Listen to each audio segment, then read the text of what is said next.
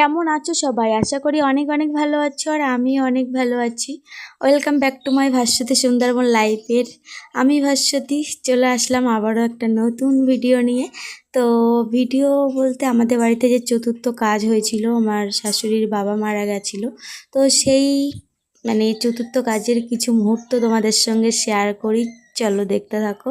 তো দেখতেই পেয়েছো তো ঠাকুর মশাই সমস্ত কিছু গুছিয়ে নিল। তারপরে এই যে শাশুড়ি মা এসে চতুর্থ কাজ এখন করছে।